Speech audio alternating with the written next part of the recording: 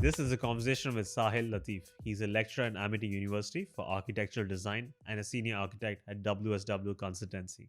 He's a recipient of the 2003 Charles Correa Gold Medal for Design. He's an architect, designer, educator, and nature enthusiast.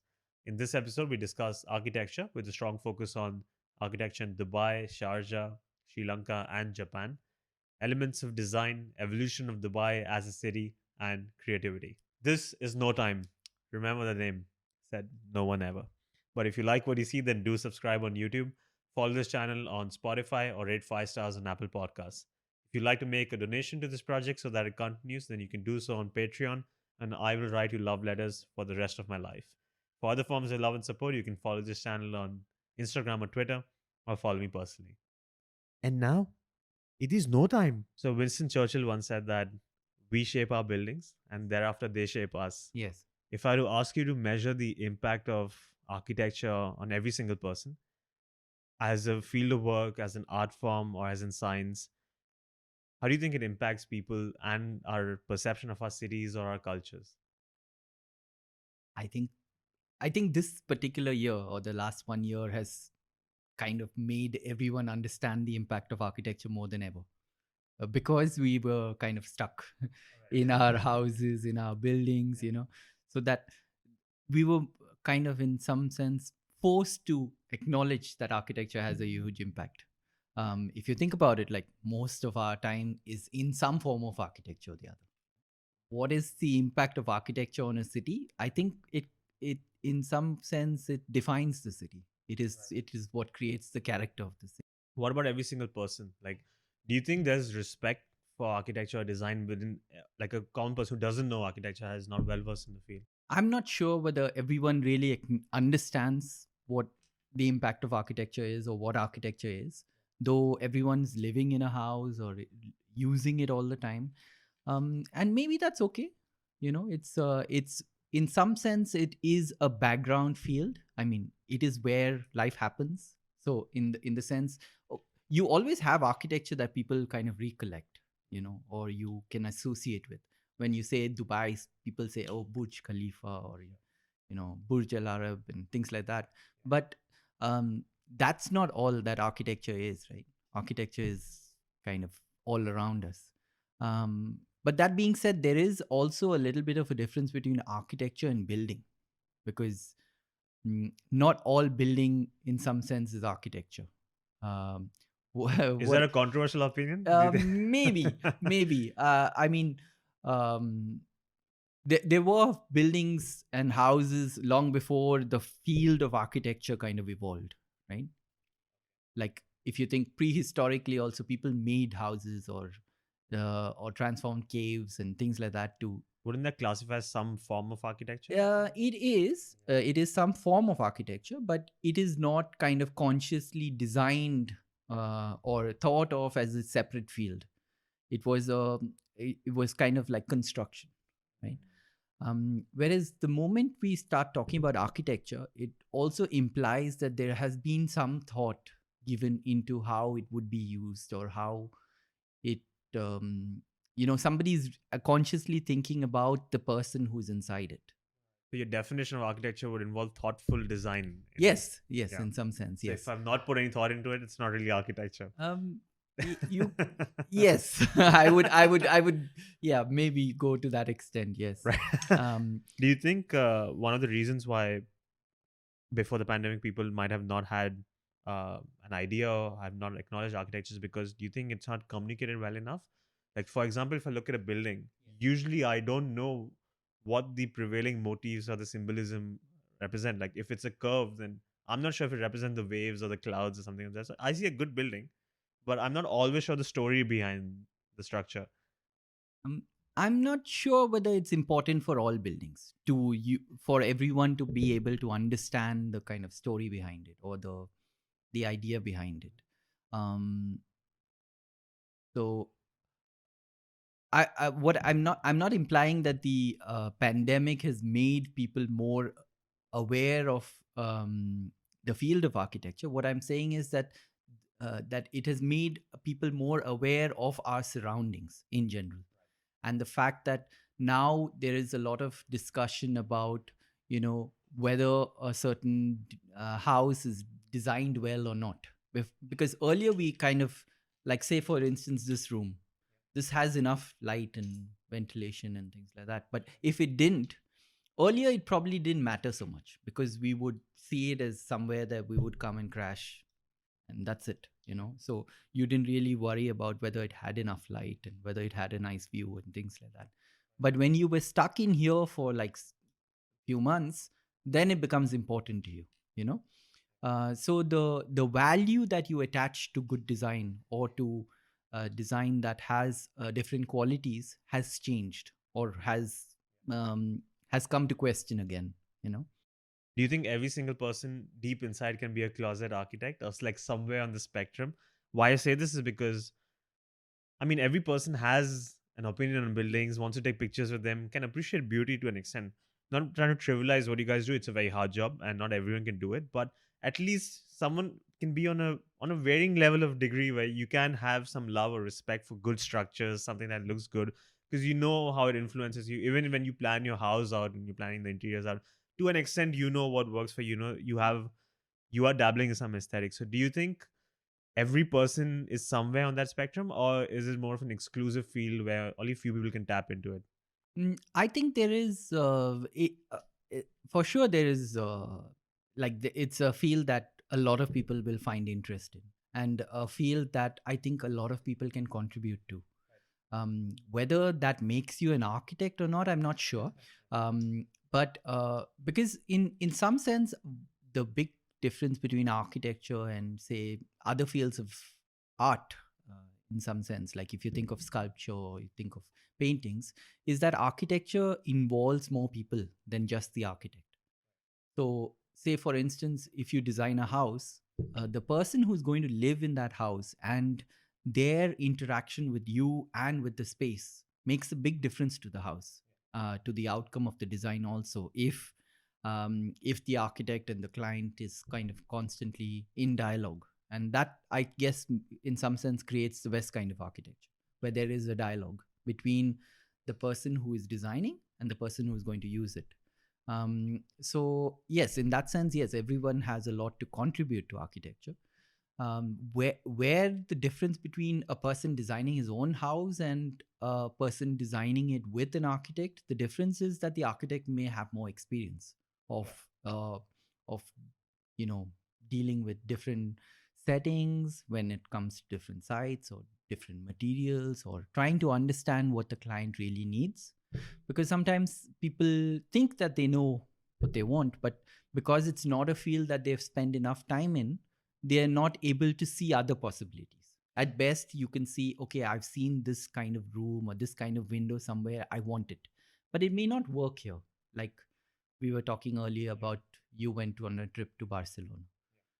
Maybe you saw something that Gaudi designed, but if you tell that to the architect that I want that particular type of window, maybe he can try and help you kind of translate that to this setting.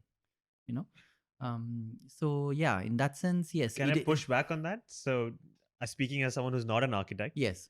Do you think it can work the opposite way, where an architect will always be, not always, sorry, but can fall victim to his own style? Yes, where they of will course. always create the same stuff. And of course. having a dialogue with someone like me might give me a very personalized house. So his influence plus my influence, and also maybe allow them to venture out of their comfort zone a bit. Yes, that's a good point, and I think quite a valid point, in the sense that a lot of people argue that, oh, I don't want to work with that designer. He has a fixed style. He always wants to do everything in marble or whatever, And also, yeah. So that's also kind of an approach that I would take, as opposed to not all architects might take that approach. Yes, that I think with any kind of creative field, there's always that line, right? How much of the design you want to keep control over, and how much of you want to let other influences come in and kind of shape it. Is that a tough line? It depends on the type of project. it depends on the type of client and what is expected of you. Like certain architects and certain designers are given a job because they have a certain style, or they have a certain kind of aesthetic that is what the client wants on the project. Like if I were to take an example, you must have heard of this very famous British architect called Zayed. Yeah. Yeah. So she had a very particular style of architecture which is quite flamboyant and quite Curvy and a lot of yes 360 degrees. yes. I mean, her later works were known for these kind of very flamboyant curves and these huge scale big projects. There's a building in Business Bay or downtown as well, Yes, which is hers, yes, right? the Opus Tower. Yes. That's in her overall career, I would say it's quite a simple building. It's not as flamboyant as some of her other projects. Like there is this big museum that she designed in Baku. Yeah, I've been. Yeah, you've been. The Haydar Ali. Yes, I'm not sure yes. how to pronounce it. Sorry. guys. Haydar Aliyev That's Center. better. Yes. Yeah. So when you go to Baku, you see the presence of that building. You drive by. You don't need to be an architect to see that and say, "Whoa, what is that?" For it to kind of stand up. But when the city of Baku hired her, they knew what they were going to get into. So they wanted that. They wanted something fresh, something different, something kind of to wow you. But not all architecture needs to be like that. So, you have to find that balance about, trying to understand what is the need of that project. So, for instance, the same architect, when she's given this project in Business Bay, they know that they cannot do a building as flamboyant as the one in Baku, because that was not the need of either the site nor the client. So yes, so you judge how much of your personal aesthetic and your style you put into the building, depending on the project itself. I imagine it must be hard to keep reinventing your style preferences and to explore new things that you've never done before. Yes, it is always easier to kind of fix the style and kind of keep going with that. But in some sense, it's architecture is what do you say? It's not about one project. It's not about one style. It's more the process, and it's more about how in each project you can explore something further. So in that sense, it's something that is constantly changing. So every project you get has a different site, has a different set of requirements. So it's bound to change. It's bound to evolve. Very interesting. You mentioned change. Okay, there's a lot of things I want to ask you about everything you've just said. So let's dive into it. By the way, while we're talking about every person can be at least 10% of an architect. If I start using Pinterest more than Facebook, then I think I'm 15% of an architect, right? Pinterest is a tricky subject. It is a great resource, but at the same time, it can be quite a trap.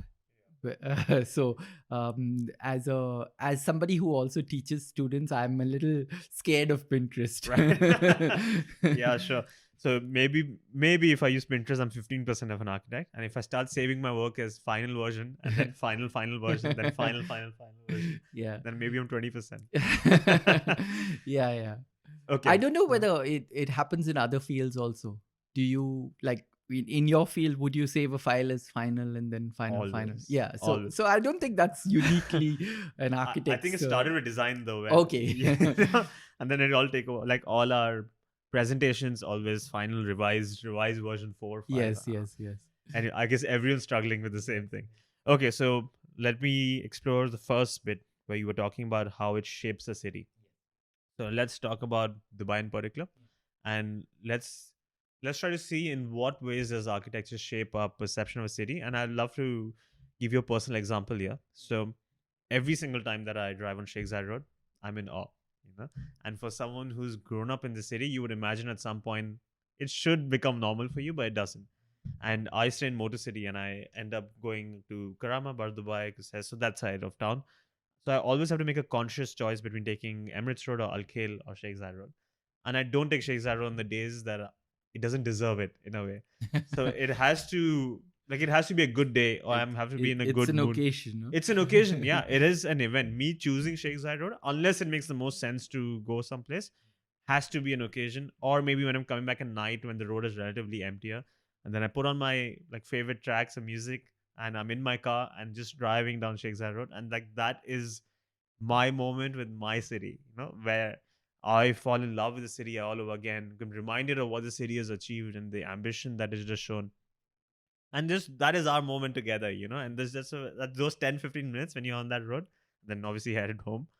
Those are really special for me. So do you have an area, not just in Dubai maybe, or anywhere in the world, where you visited hundreds of times, but every single time you visited, you feel like you're learning something new about it? Oh, I mean, I am a great fan of revisiting places. So like uh, as you already know, I am quite fond of traveling, and always the thing with traveling is, yes, you want to see new places, you want to see new things, you always have your kind of bucket list. But over the last say 5-6 years, what I've realized is probably I enjoy visiting places that I've already been to as much, if not more, than visiting new places. So it's a difficult question for me to answer. Um, uh, in fact, yeah, I like your example of this Sheikh Zayed Road drive, because there's so many parts of Dubai that kind of instantly transport me to another time. Like, say, for instance, drive in Karama. It's a normal thing, but it instantly kind of reminds me of school time, of friends, of of so many things, like just the old Karama colony. It's not even any fancy bit of the city. And yeah, that. So can I explore that? Do you think that's special for you because of your childhood memories, Yes, because of nostalgia? yes, yes. Because sometimes I think about it and I feel I don't have such memories of Sheikh Zayed Road. I didn't grow up on that road, but it's just that road itself it shows you like the future of humanity, and it's just it makes you feel like you're in the future, and like the city has come from where it came from. It is amazing, and it shows you that anything's possible. It's like kind of an announcement of ambition in that sense. Yeah, yeah. Yeah, for me, the example of Karama is purely kind of Right. nostalgic. It's also nostalgia, not just for like childhood and its memories, but also for like the simplicity of Dubai. I grew up in a Dubai without shopping malls, which is impossible almost to imagine now. Um, uh, um, Nowadays, when I interact with my students, I cannot explain to them, what we did in the city, because their whole idea of the city is very different, of what you can do, of what it means to be in Dubai, of the fact that the whole world knows Dubai. Like we grew up, I don't know about you, but I grew up in a Dubai which, like, if you went to the US and you said Dubai, okay, maybe they've heard of it. Now it's impossible to go almost anywhere in the world and expect to find people who have never heard of Dubai. Yeah, so If I give you, so I've obviously been very vocal about my love for Sheikh Zayed Road to a lot of people, and the argument I've gone against it, yes, and I want to check that with you, yes. is that a lot of people find it claustrophobic, very intimidating. It can make you feel very small when you're surrounded by so many skyscrapers. Not just Sheikh Zayed Road, maybe downtown, Dubai Marina, JBR, all those areas, or GLT, for example. Do you think that's fair criticism? Um, I think that varies from person to person. I think it's difficult for me to say it's not fair, because if somebody is feeling intimidated or feeling out of scale, out of place, yes, it's their feeling. So how can you argue with that? Um, is there any sense to that argument? I think there is, in some sense, because you explained to me that your whole love for Sheikh Zayed Road is kind of tied very much to your experience of driving through it, right? Yeah, traveling through it. Yeah, Yeah, your music track and your speed, and that's why you don't want to go when there's rush hour or when you're not in a good mood, because it has a certain kind of setting in your mind. And if you see that itself is where the problem or the confusion happens, because you are okay with the idea that that is a part of the city that you appreciate from your car, as opposed to if you were on the street walking somewhere. right? Then your perception of Sheikh Zayed Road might be very different to your perception, say, in a place like City Walk, Yeah. which has a smaller scale, which has more activity on the street. Maybe City Walk is not the best example, but any of the older parts of the city. Like, say, if you were walking around in Dera, The souks. the souk, Yeah. you know, I mean, it's meant to be walked. It's meant to be seen at the street. It's meant to be like you are one of the people on the street interacting with people or dodging things. And, the whole kind of fun of the city comes alive when you're on foot.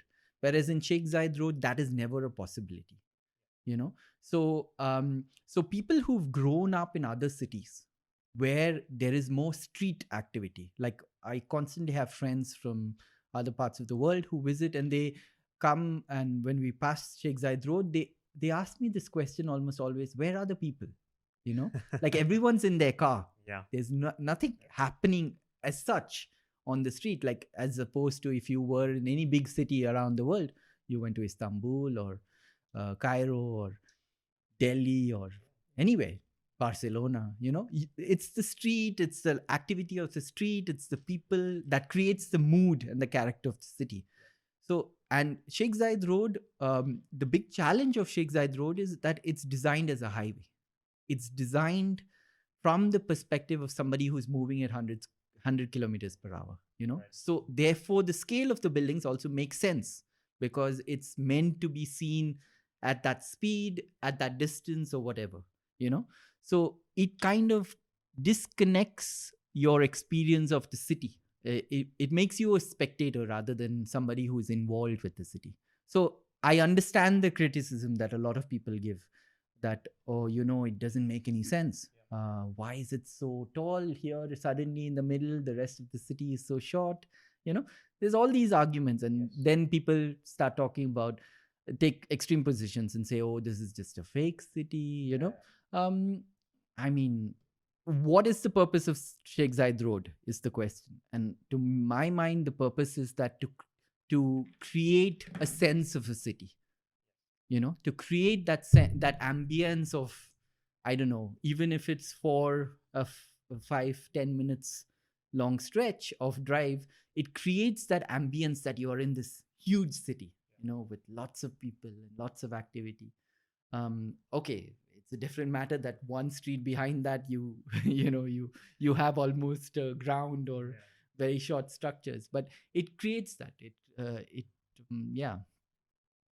That's very interesting. I never thought of it until you mentioned today that most cities' main streets or like their city center is usually a very walkable distance, and it's a very closely, because they're older cities, so they didn't have those highways back then. And Sheikh Zayed is designed as a highway for driving experience. That's very fascinating. I never thought of it that. I mean, in that sense, the heart of Dubai is the creek. If you think of it historically speaking, is the creek, and it's the two sides of the creek which are relatively more walkable.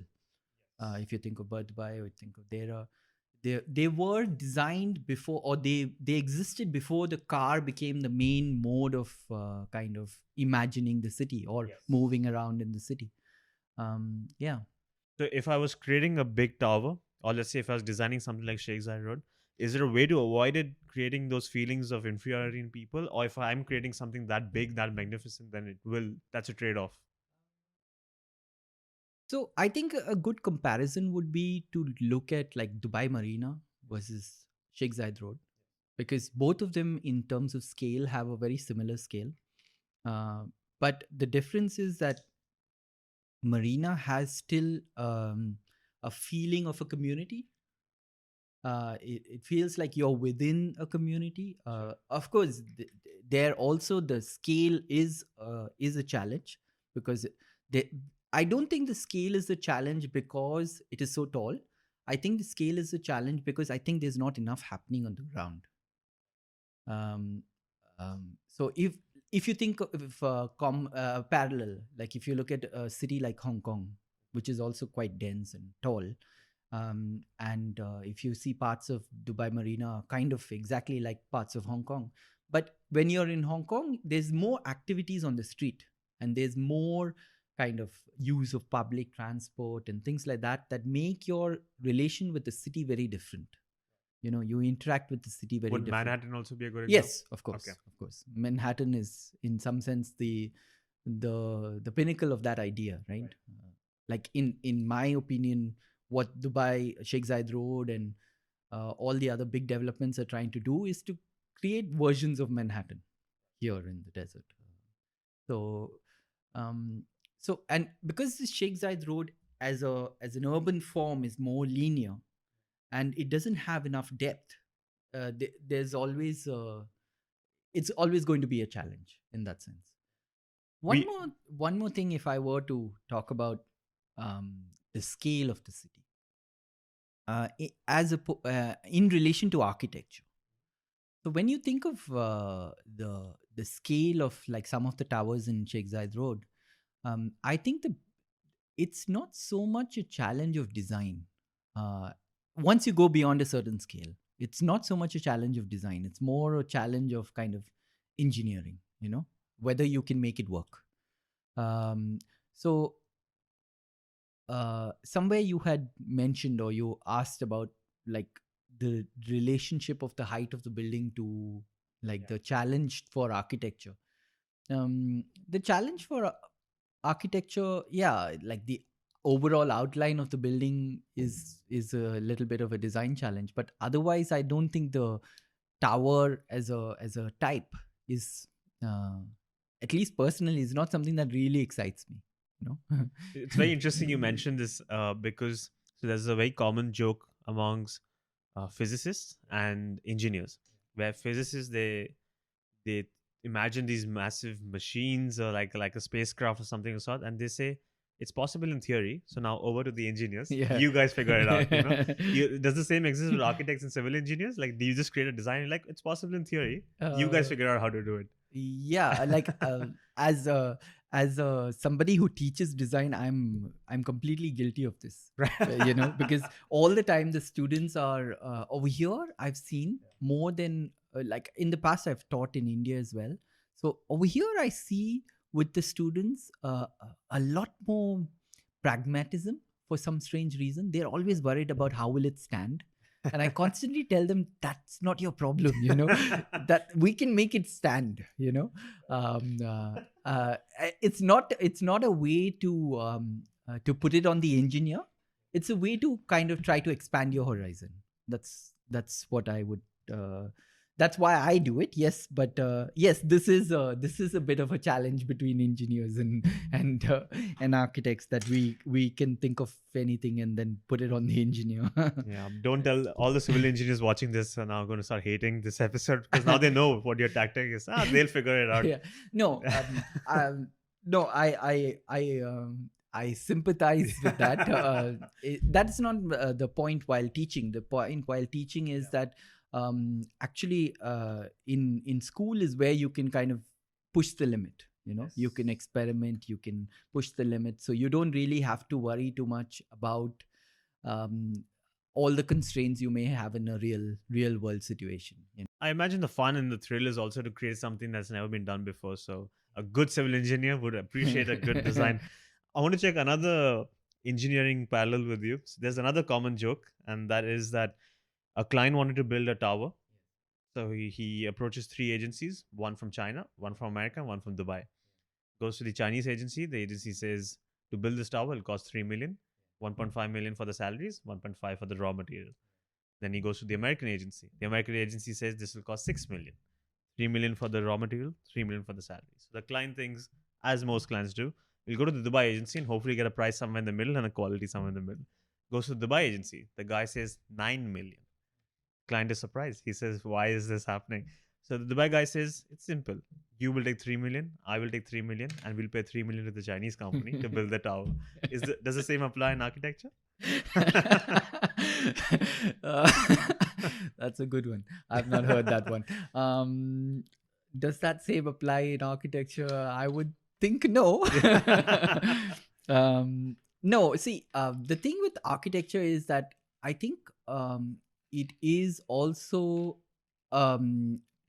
quite a uniquely local problem, So to get a architect from somewhere else and to transport a building or a design not necessarily always works, so the better to work with somebody local. um, of course you can always have somebody who has brings a different perspective from outside, but it always helps to work along with somebody who has more local expertise or local kind of know-how, because that brings a completely different quality to the architecture. So yeah. Okay, so now one of the other things you mentioned was the architecture of Dubai. In the past, you have classified into three phases. One, when the oil money started coming in. The second was when the city was in a way finding its soul, which I imagine would be the early 2000s. And then the current phase, which is now, is this globalization phase. So if I just ask you to just summarize, what are the key distinctions between all three phases, and what are examples of structures or areas that represent those? So, I mean, this is not something that is well researched or well, um, argued point of view. It's just something that I thought that it was useful to understand the kind of the growth It of the will be in city. textbooks as a Sahil theory. Yeah. So the first phase of the city really is the phase when I start or this particular category start with the kind of formalization of the city, right? So in the before in the early 1900s and late 1850s onwards, the city kind of developed more organically as kind of two or three small settlements, Dubai being one, and the other side of the creek, Dera, and Shindaga, which was kind of the royal quarter, right at the edge, at the start of the creek. You know, so these three settlements, in some sense, were at some point. I understand they were not even considered to be one city, right? They were, in some sense, kind of opposing settlements, and nobody was really in control of the whole thing. And then as the city start getting a little bit more formalized, with some influence from the British, who were at that time in this region as a protectorate, they also took a little bit of interest in expanding Dubai as a almost like as a new counterpoint to Sharjah, which was at the time the most important city. And Sharjah also had the big air base, the British Air Force base. So they kind of took interest in developing another city as a potential kind of growth center, as a port. And then in the early 1960s, there was this uh, at that time what seemed like a very simple thing that happened. That was the dredging of the creek, basically making sure that the creek would be usable always. Otherwise, it was kind of sandbank. Most of what we have today as the part of Dera near the Gold Souk was all sandbanks. So every now and then, depending on the tide, you may or may not be able to bring your boat into the creek. And that ambiguity was not helping the city grow. So what they decided to do is to make a proper edge to the creek. And that is the edge that till today we have. Now it's the canal. Now it's become. Yes, now it's Yeah. gone all the way. Yeah. But if you think of the edge of Dera Yeah. and the edge along Dubai, the Al Seef and all that Yes. stretch, in the early 1960s is when they kind of formalized it. They put like a concrete barrier and dug the creek deeper. And very soon after that, they also implemented the first city plan. It was designed by a British architect named Harris, John Harris. John Harris also happens to be the architect of the Trade Center. So that's something that we all, as people who grew up in Dubai, everyone knows the Trade Center. So the architect of the Trade Center also drew the first plan for the city. And the first plan of the city is quite simple, quite logical. And interestingly, what it did was it kind of preserved the old part of the city as it was. So Dubai and Dera, it didn't mess around with it too much. Yeah. And it extended like a grid of roads in both directions. So in the Dera side, it created all that area that today we call like, Ricca Street and, the Al Ghurair and that stretch all the way up to, say, the clock tower. And on this side, it created Mankul, Bardubai, and a little bit of Karama. So, not even Satwa. In the first plan, not even Satwa. So it's just a piece of infrastructure. They just put a grid, a road grid. And that, even now, if you think about it, that's the part of the city that is most kind of simple, right? You think of that part of the era of Ricca and all that. And if you think of Karama, Mankul, all the streets are quite simple, like a simple grid of streets. So that is the bit. And then that logic got kind of extended towards Satwa on this side, on the other side towards Rashidia and Al-Shab and Gisais. So that is the phase that I consider where the city is kind of modernizing, right? Or in the sense that is the first bit of city that is being planned. That's the second phase we're entering now? No, that's still the first phase. Still the first phase. Yeah. So that's the phase that I kind of call the modernization phase. And it also is interesting that this modernization phase runs in parallel to when the city discovers oil and when the city is trying to attract people in, Right. So your first housing colonies are coming up, all your Sheikh colonies, your Satwa colony, your Karama colony, all your colonies. So the city is really kind of providing for people to come and settle, and your first hospitals and schools, my school, your school, all that is coming up at that time. Then after, by the 90s, so the 90s and 2000s is where the city kind of jumps to another scale. By then, the city is already taken form, or more or less taken the form that we see today. But then the city starts tapping into or changes its kind of mode of development from something that is just modernizing to something that is trying to be more international. That's when the city is also making big investments in the airport with the airlines and things like that. So there is a need to get things that are recognizable. And the big iconic developments of that time are the Burj Al Arab and Emirates Towers, and Sheikh Zayed Road. Yeah. That's when Sheikh Zayed Road is really starting to become what it is now. The city is like really, and it's quite interesting that architecture becomes really a big tool in trying to put Dubai's name out there. Suddenly Dubai is associated with big buildings, with iconic development. So that's that phase when the iconic development is really starting. And then now we are in this phase where the city is really kind of expanding, like physically it is sprawling in some sense, right?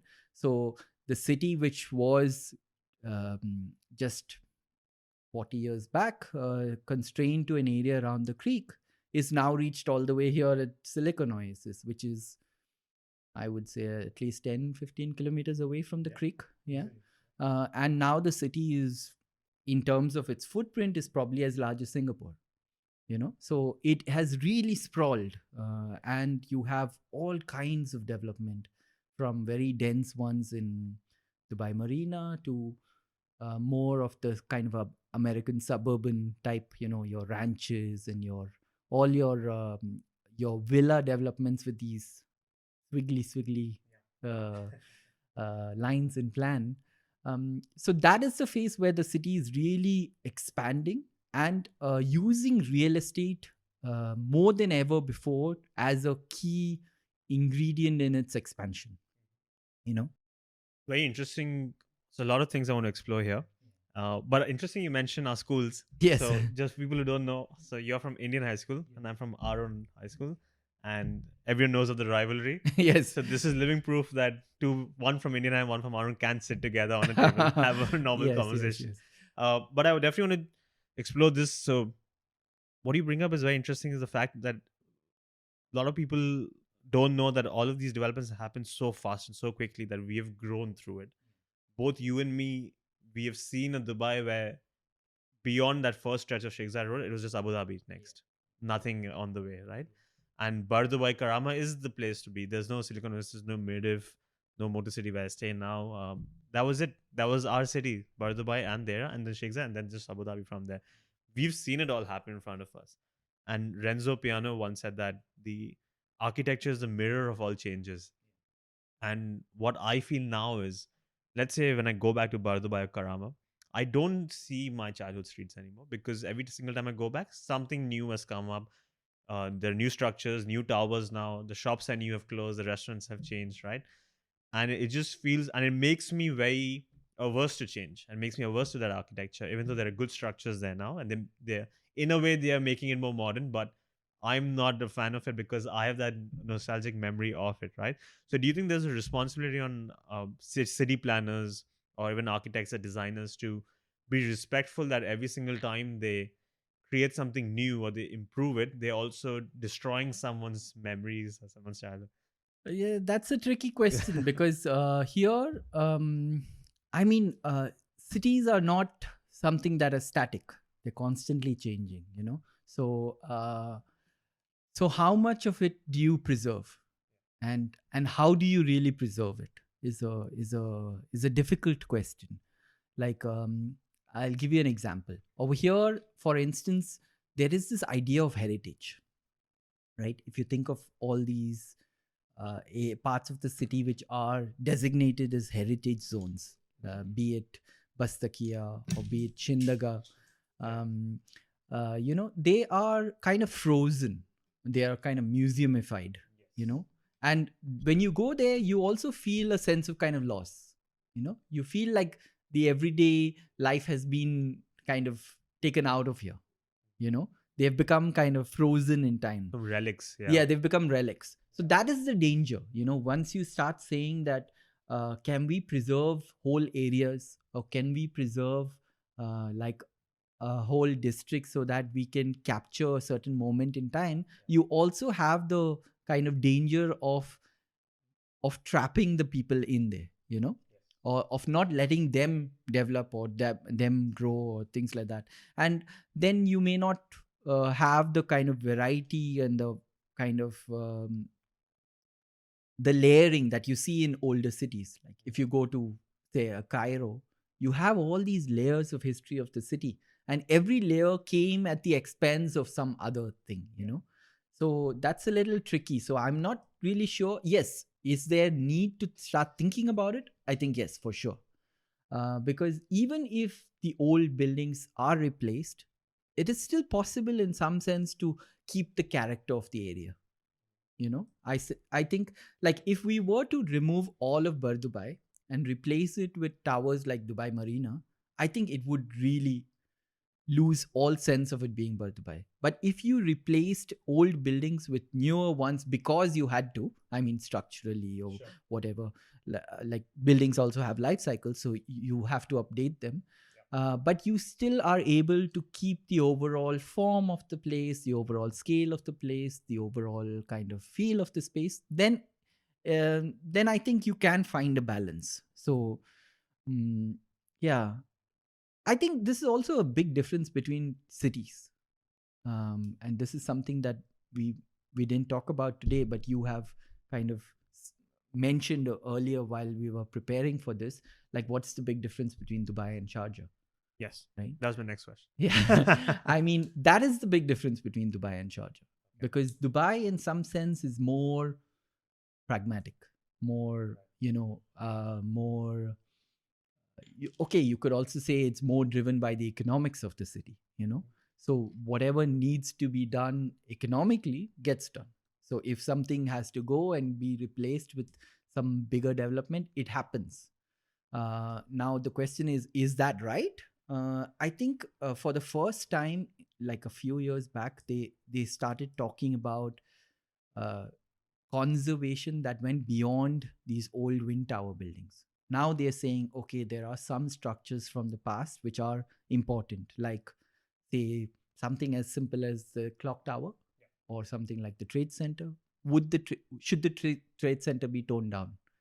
I think that would be a huge loss for the city. Don't even think about it. Yeah. But now there is that discussion happening, you know, and there are some buildings that are being proposed to be conserved, even if they are not really old, because they mean something for The Toyota building on Sheikh Road, imagine the that. Toyota building. Yeah, the Toyota building. But the Toyota sign is no longer there. Yeah, it's not there since I think a couple of years Then now. then tear it down. No, but the building still exists. But Right. the Toyota building without the Toyota sign is a bit strange. But yeah, the sign doesn't exist anymore. But yeah, so I think in that sense, the city is starting to have those dialogues. And so you mentioned Sharjah as well. And where does Abu Dhabi fit? So these three emirates, how do you, if I just ask you to just summarize in short, how do you think they differ? How And- do they differ? Yeah. Yeah. And what Okay. would be some examples? Yeah. So I think like I've said, Dubai is a city that's more pragmatic. It's more driven by its economics. It's just something that is constantly trying to reinvent itself to make money. In some sense. That's the function. When Yeah, you say form follows function, this is a warped idea of Yes. their function is to create something that's It's to constantly kind of generate interest and generate kind of investment and things like that. Sharjah, on the other hand, is a city that is doesn't.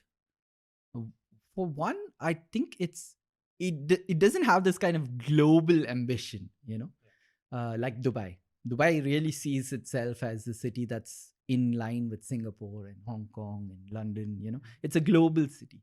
Whereas Sharjah is a city that is more kind of everyday. And also the vision for the city given by the Sheikh of Sharjah is quite evident in its urban fabric. So if you go to Sharjah, you see these government buildings that all look kind of in a certain aesthetic. They have these kind of Islamic classical features. They always have a certain scale. They have a certain presence. Is there a name for that style? That style, that is really not a particular style. It's a mix of many styles, but you could say that it's kind of a government style of architecture that Yeah. they have invented for themselves. But of course, the elements come from different places. Like there are elements that come from Cairo, from the Fatimid time period, from Andalusia, that's the southern Spain. So there's a mix of kind of Islamic styles that are put together to create this kind of buildings that look, in some sense, very elegant, very royal, you could say. So they also have a certain scale, and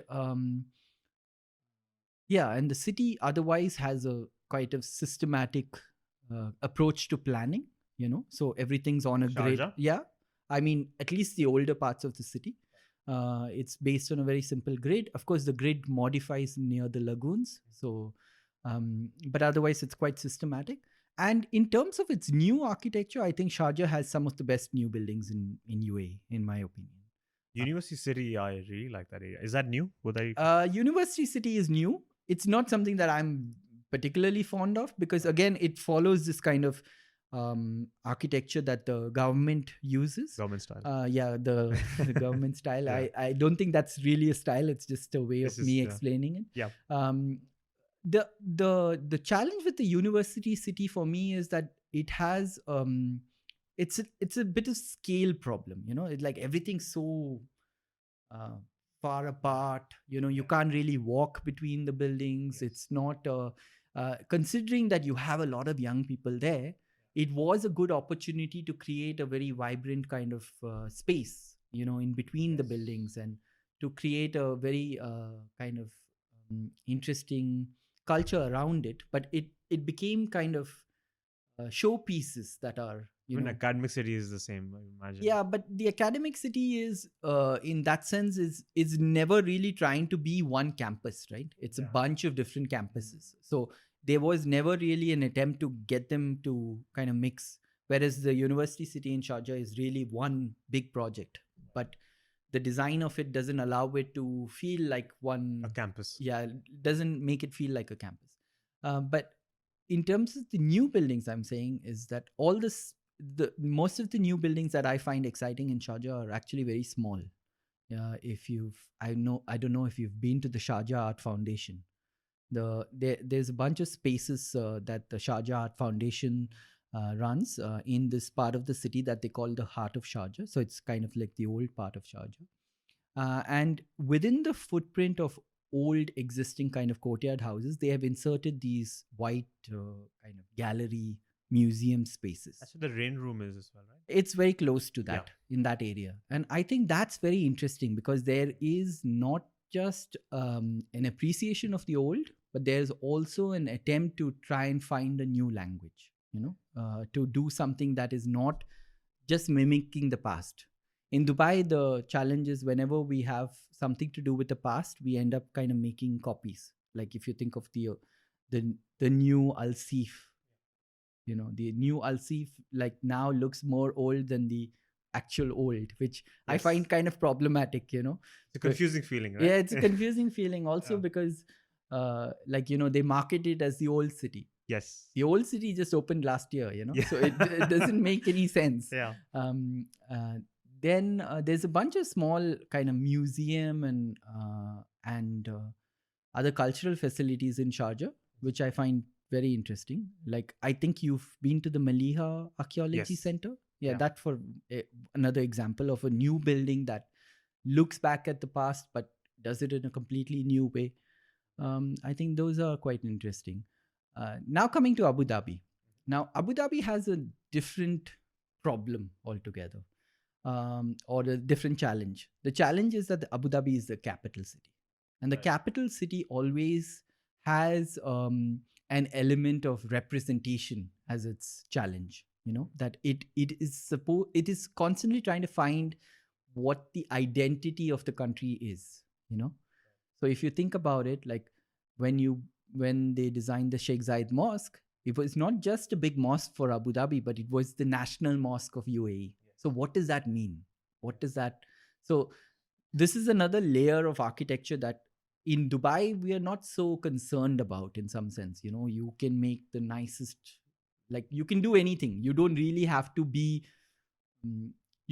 really think about where it is, in the sense that you are not bound by the questions of identity as much as you are in Abu Dhabi. Can we just explore that for a moment? Okay. Don't you think Dubai is kind of a pseudo capital because more people know of Dubai than Abu Dhabi? Yes, it is. But if you think of Dubai's architecture, it doesn't really conjure a particular image in your mind.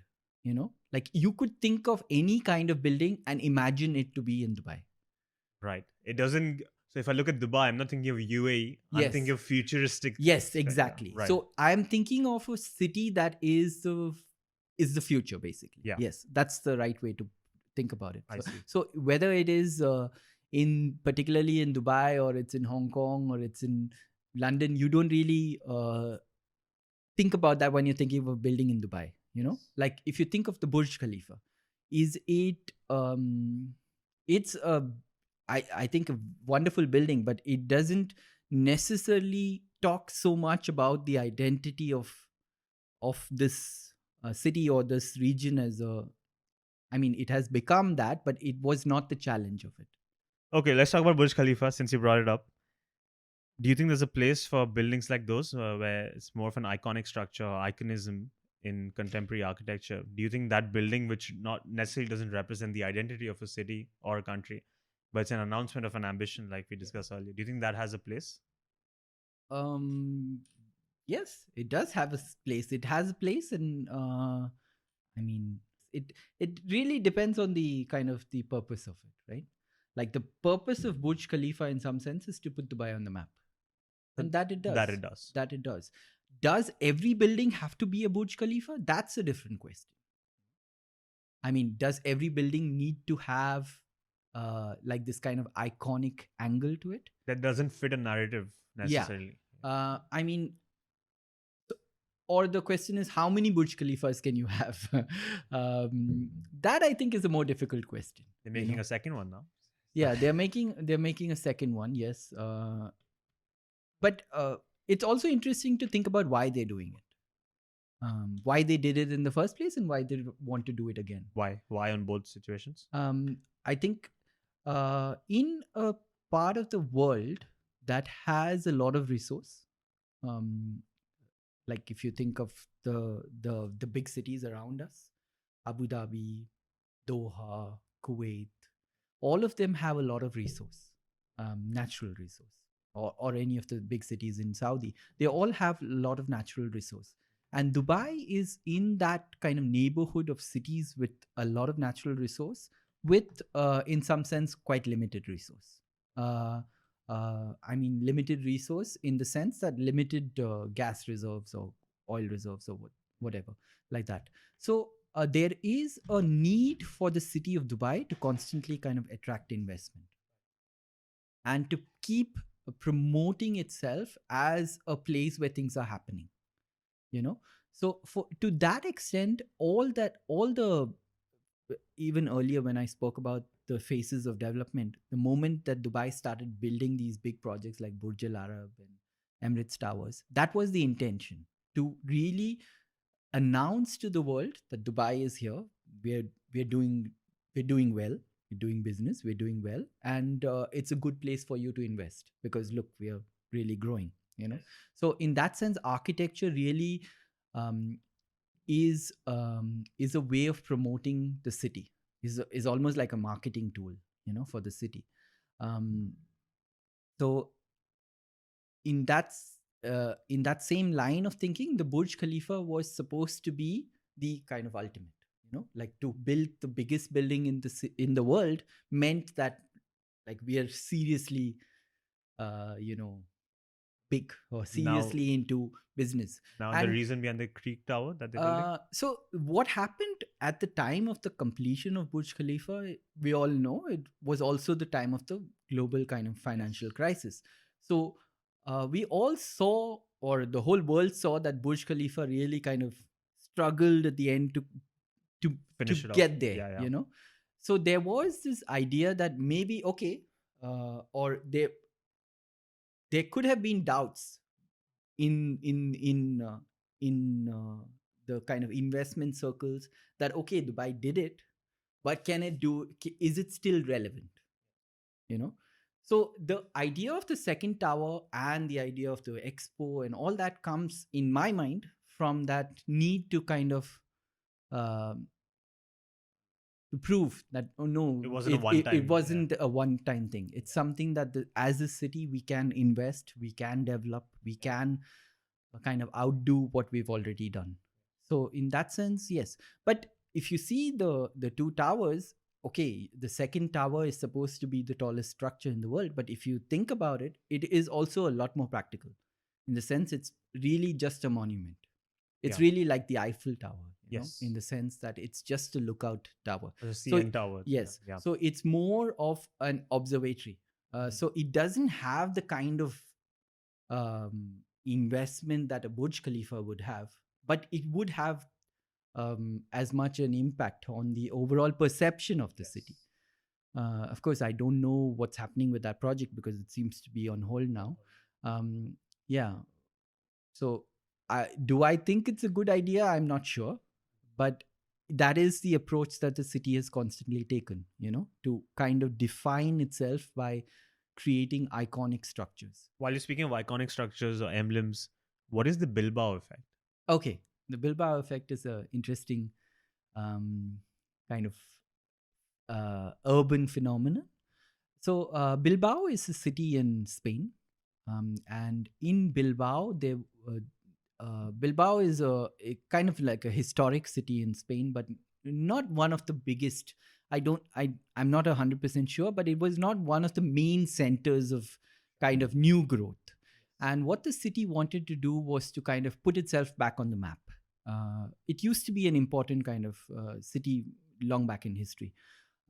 So what the city decided to do is to make one big investment in a cultural institution, and that was to build a brand new art museum.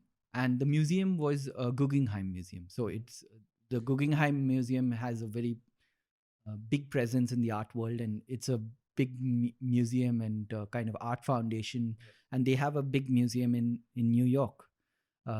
So everyone who goes to New York goes to see the Guggenheim Museum. So they decided to build a second, the city of Bilbao kind of invited the Guggenheim Foundation to to build a big museum for them. And they invited an architect, an American architect named Frank Gehry. He's really in the world of architecture, kind of one of the big masters, contemporary master architects. He's won every award you can think of. And he designed this really flamboyant building in the center of the old part of this Bilbao. So the rest of the city is like this kind of medieval city, and in the middle there is this brand new, very flashy big building, and that building is known as the Bilbao Guggenheim Museum. And what that one building did is it completely transformed the city. It suddenly became like a huge tourist magnet. It became and because the tourists came in, all sorts of investments started coming in, and you could say almost overnight the city became very successful in getting investment, in getting people, in kind of transforming itself with one building. And a lot of cities in Europe after that started inviting these kind of star architects, as they're called, to design one big fancy building that would help them kind of transform the city. And that phenomenon is called the Bilbao Effect. It has not been very successful in a lot of places. You could say the Zaha Hadid building in Baku is trying to do the same. And in some sense, the Louvre Museum in Abu Dhabi is also trying to do the same. That you make one big investment through to make a cultural institution that would put the city on the map. Of course, Dubai has been constantly doing it. If you think of Burj Khalifa and Burj Al Arab, and all of them are big investments in one piece of architecture that would help redefine the city. Do you think they classify as one investment? Because I feel like the Burj Khalifa was just like a gradual inevitability from what we were planning, because the downtown was a whole project. It wasn't just the Burj that we were planning, right? It was going to be part of this entire area. Yes, but it is the anchor, right? It is the anchor. It is the anchor. It is the catalyst. Yes. So in that sense, the Bilbao Effect is also looking for catalysts. It's looking for that one project that would trigger development. It's not about the Bilbao. It's not about the Guggenheim. It's about getting that one project that would then change the overall cycle of development. Can kind of jump the scale.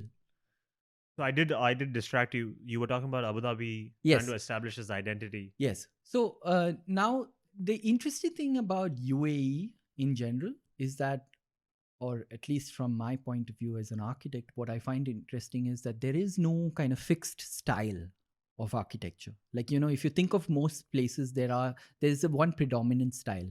Let's say, for easy comparison, if I were to compare to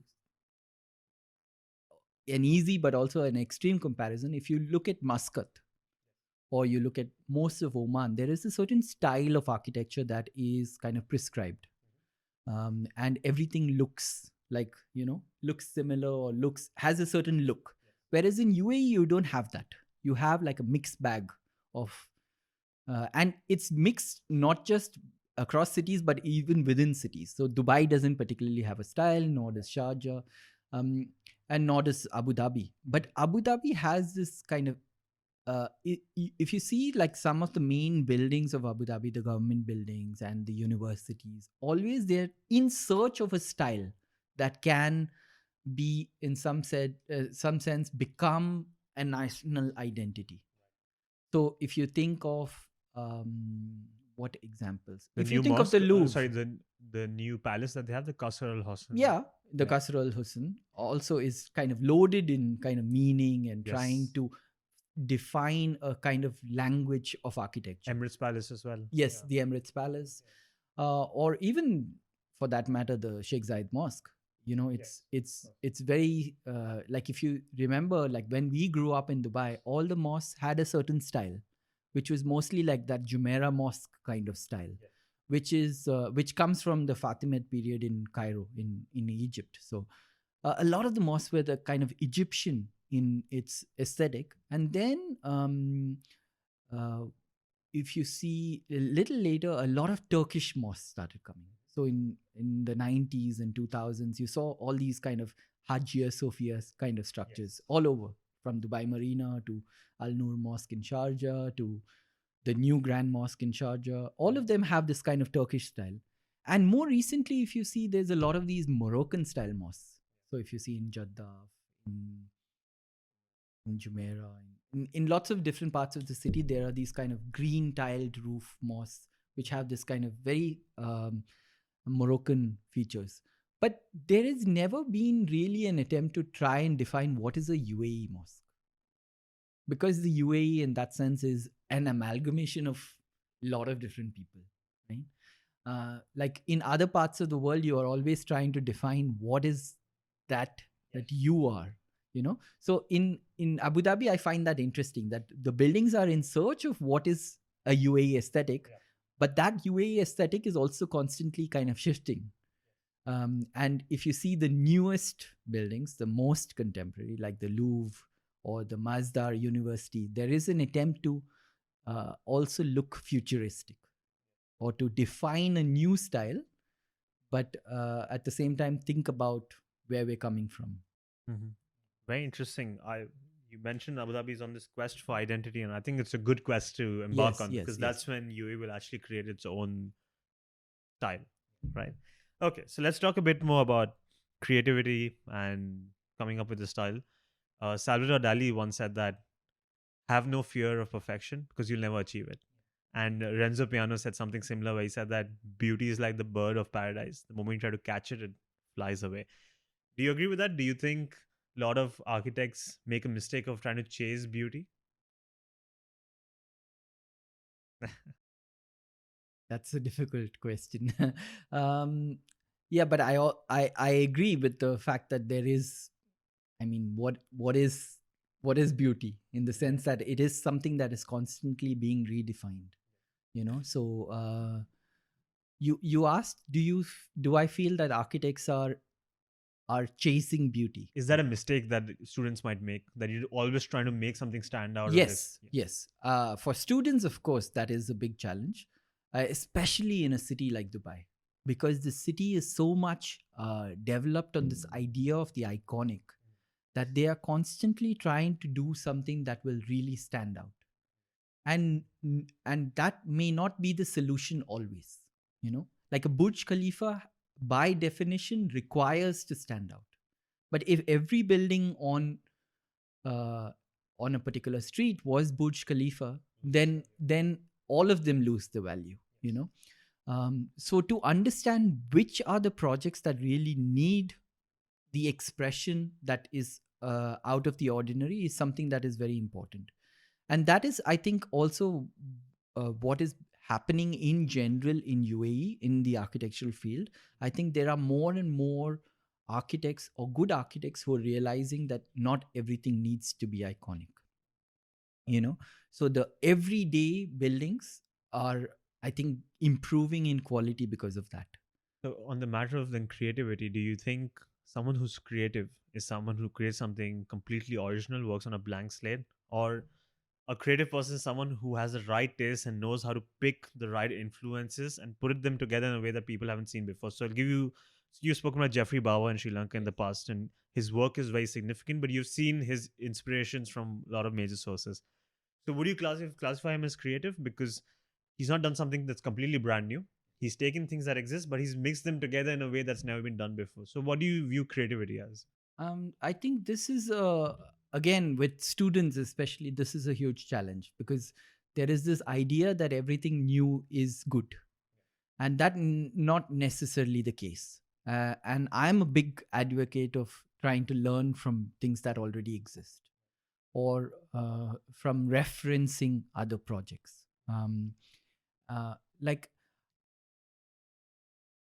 The parallel I draw constantly with students is that if you were in, say, an engineering field, you would not try to reinvent everything every time, right? So why with architecture do you need to do that? Why do you have to reinvent everything when you already have a bunch of buildings or a bunch of projects and bunch of ideas that already work, but to put them together again in a new way, or to think of it afresh, is probably as is a better bet than trying to reinvent the whole thing. So in that sense, if you ask me, is Geoffrey Bawa creative? That's, to me, it's an absurd question. Yes, of course he's creative. Like, he's, in my mind, one of the most important architects from the South Asia region in ever. But did he do something radically new? Did he invent something? To some extent, yes, he did invent, he did reinvent, he did find a way to put together things in a new way. But as such, he didn't do anything new, you know. And this is always the problem, that we struggle with students over here trying to find something really new and ending up with nothing. Because this kind of creative genius, or this idea that you will, I don't know, become like a Zaha Hadid, is it doesn't happen overnight. It's something, even if you look at somebody like a Zaha Hadid, who did kind of invent a whole new style of architecture, or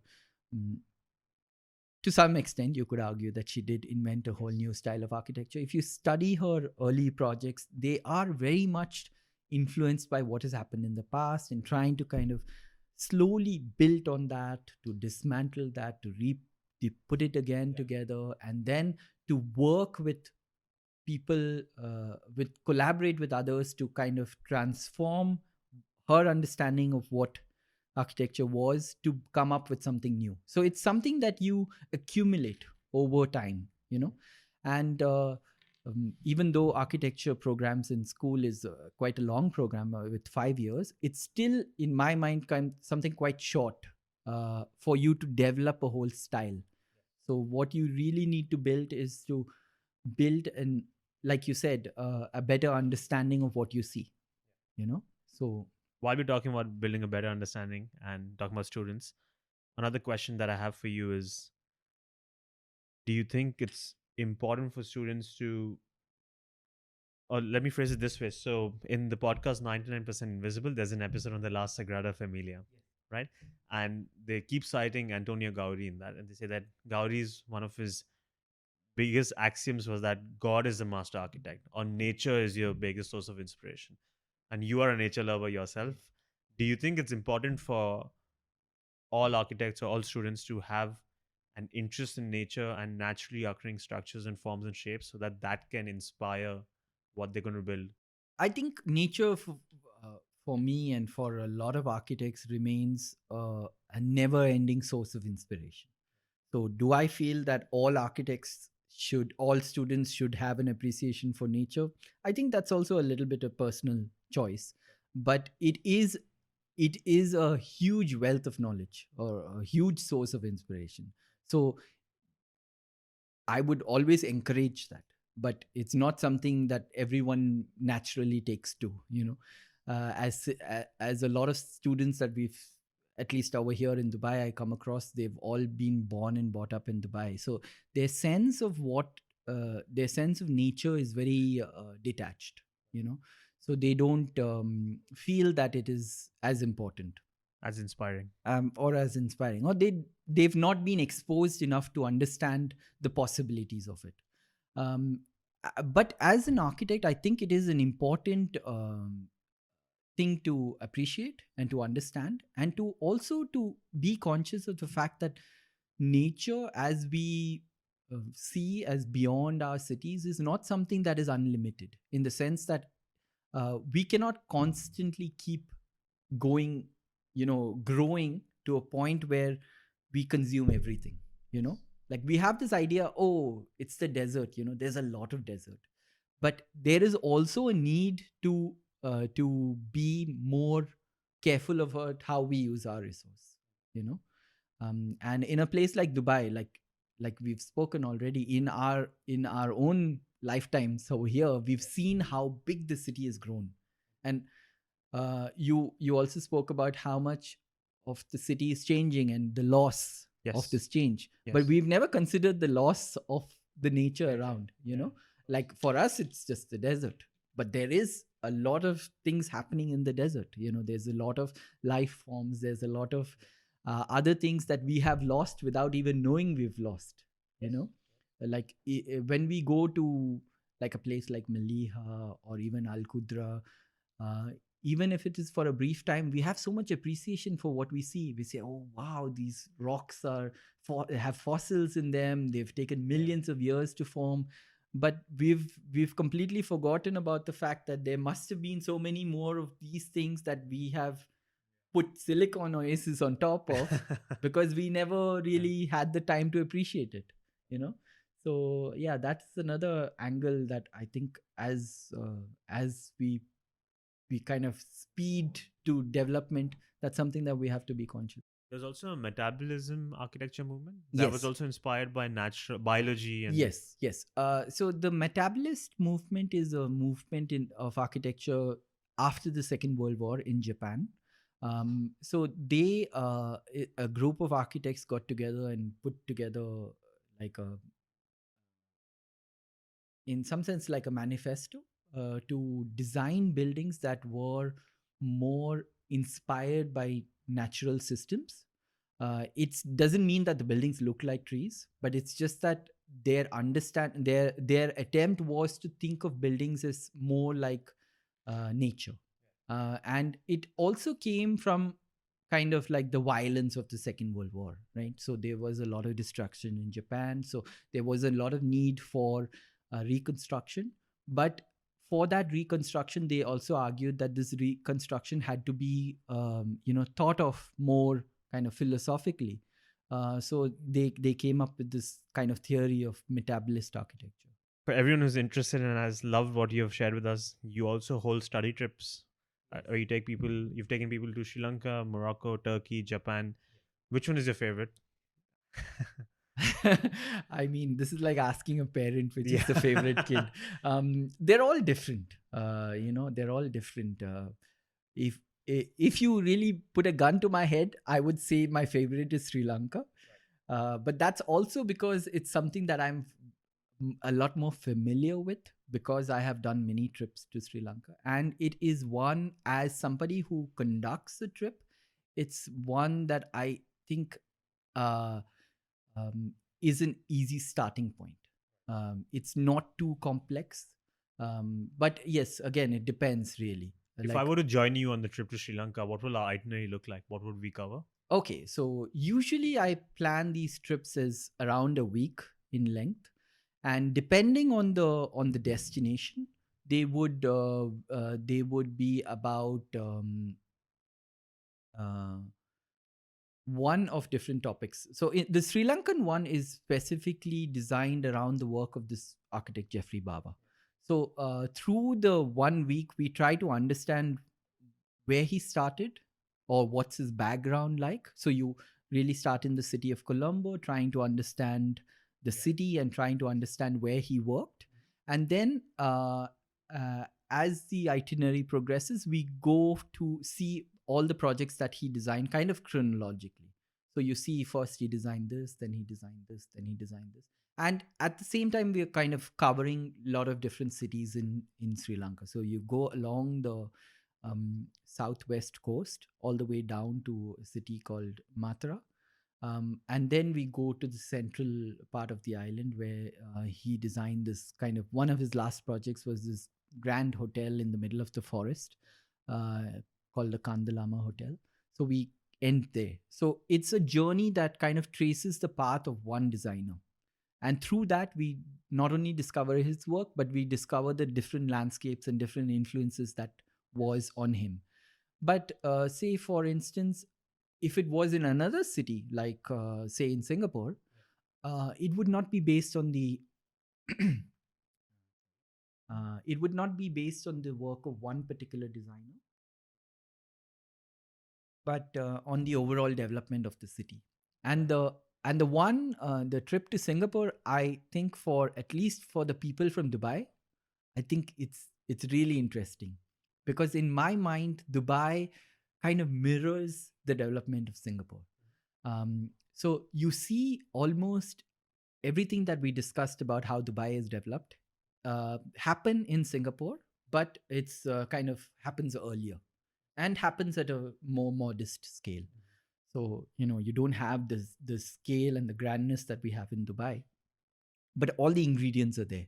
So for people who go from Dubai, I find, as somebody who grew up in Dubai and who's worked in Singapore, I find it very exciting, the parallels. So when it's in Singapore, the trip is again around a week, and the whole idea is to try and understand chronologically how the city has gone from this old small port town uh, on the banks of the Singapore River to this kind of big global city that is kind of spread out all across the island. The other interesting thing about a trip in a place like Singapore is that these study trips are really meant as study trips. So it's not so much about luxury, So it's really about trying to get into the city, to understand it not so much as a tourist, but more as somebody who is really trying to understand it. So we only use public transport, and we really kind of walk as much as we can, because in some sense that's still the best way to get a feel for the city. Yeah, that's not always possible. Like, say, if I were to do a trip in Dubai, it's impossible to plan it completely based on public transport and walking around. Yeah. Before we move on to our final questions, I'd love for you to interpret what we have built with the Lego here. I mean, I haven't really built too much, but you have. What do you think this is? You have a building that reminds me of. Don't tell Antila. No, not Antila, but Yeah. there is a famous project by a Metabolist architect. Oh, right. In Tokyo, and it's the embassy of Kuwait, and I don't know, for some reason this model reminds me of that. It's not exactly like that, but it's something like that. What have you built? I've not built anything, but I was quite curious about this semi circular, like a quarter dome piece. I don't think I've seen this kind of Lego block before. So I was just trying to see if I can put it up in some particular way. But I've not been particularly trying. What do you think it looks like at this point? What do you think it looks like?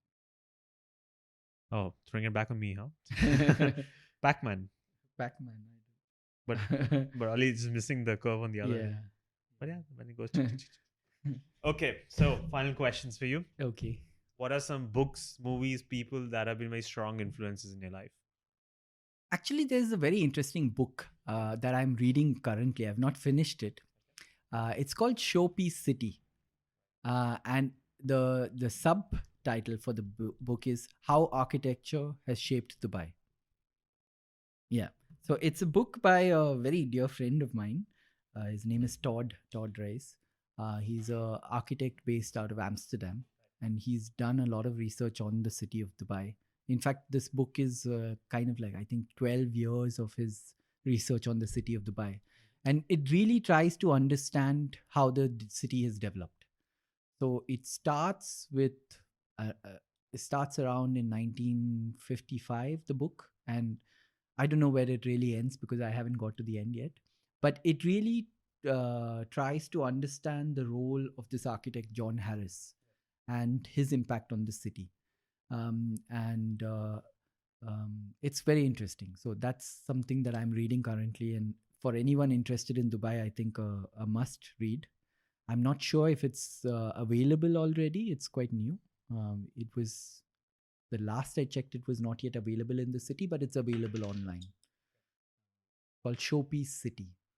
So that's, in terms of books, that's something that I would recommend, and something that's kind of currently quite relevant. You asked about book and movies, people. Movies. I don't watch enough movies, I would say. Yeah. So I don't particularly have a movie recommendation at the moment. Any role models?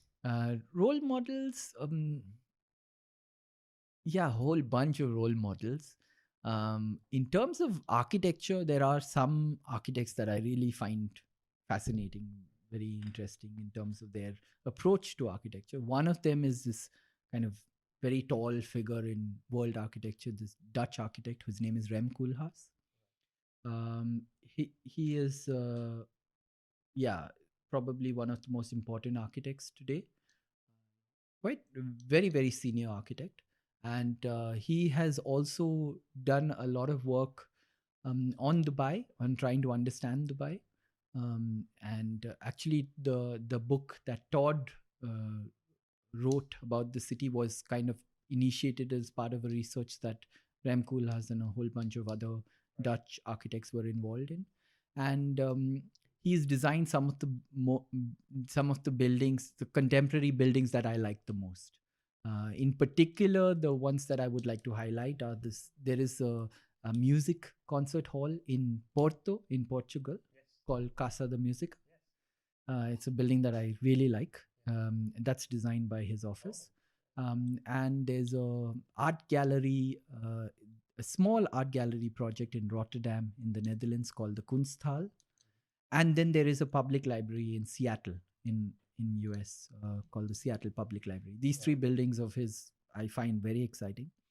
And I'm constantly trying to tell my students to look at his work. Yeah, and in terms of other architects, of course, as you must have guessed, I really like the work of Geoffrey Bawa. Since my family is originally from Kerala, in South India, I find the work of Geoffrey Bawa very relevant to the climate and to the kind of lifestyle that I've grown up seeing in my family's house. So that's why the particular affection to his work. And then the last one who I would name is Charles Correa. He was my first boss. He was also a very important architect in kind of like the Indian modernism phase, and a big influence on me as a student. So his work also I find very inspiring. So these three. What would you like your legacy to be like? My legacy. Oh my God. I have not really thought of my legacy. I would. If not that, then let me give you a follow-up question. Yes. What would you like the legacy of humanity to be like in terms of architecture? What do you think? Or let's say this phase of this century, how would you like this century to be remembered in terms of architecture? Oh my. That's an even more difficult question. You gave me an alternative that was even more difficult. Pick your favorite. So I think in some sense, I really worry about like the changes that we've done to the planet, as a human race. And I hope that the legacy that we leave behind after the century is to kind of mend a little bit the damage that we've done. Because it is, to say the least, it's extremely selfish of us as a species to kind of colonize everything and to exploit everything.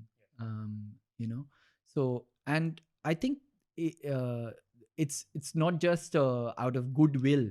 I think it's also for survival. As we're seeing with all sorts of things, climate change and with so many things, that it is quite clear that we are really responsible for doing a lot of damage. So, I think the best legacy would be to try and fix some of that. Right. Final question for you. What is the meaning of life? Oh, this interview keeps getting tougher, huh? It was the last question, so. I think a lot of small things give life meaning. A lot of small pleasures, a lot of small things. Like one thing that we didn't talk about too much is my kind of love for nature. And I think a lot of that is not just a way of coping with the pressures of every day, but it's also a chance to kind of reflect. So a lot of people are always surprised when I tell them that I enjoy bird watching. I enjoy going into the forest to take a photo of one particular dragonfly. And the way I see it is, those are small things that make life more meaningful. So yeah, I think to appreciate what you have, what is around you, is what Usually something. the small things that add the most Yeah, meaning in life. yeah. Okay. Sahil, thank you so much. If people want to find you in person, online, where can they find you? So online, I'm most active on Instagram. I go by the handle Traveling Sahil, and if you drop me a message or a DM, yeah, that's the best way to get me. And I think, yeah, that's the easiest way to get me. I always feel like I spend way too much time on Instagram, but We all do. but yeah, that's the best way to get me. And if people want to join you in your study trips, they can. Again, on Instagram, I announce whenever I'm taking a trip. I announce trips that I do on Instagram on my handle, and also on a collective handle that I run with a few friends called Three Flaneurs. So that's at Three Flaneurs on Instagram. And hopefully, something I've been thinking about for a while is to start doing more things here in Dubai, because in the past I've always done trips and other things outside a lot for my friends and my colleagues in India with them. So it's been for an Indian audience. So I'm hoping that I can do more kind of explorations here, where we can get together as a small group and go and see a building or go and talk to somebody and things like that. So hopefully that's something that I will start doing soon over here. Let's hope so. Sahil, thank you so much. It was a pleasure having you on the show. Thank you very much.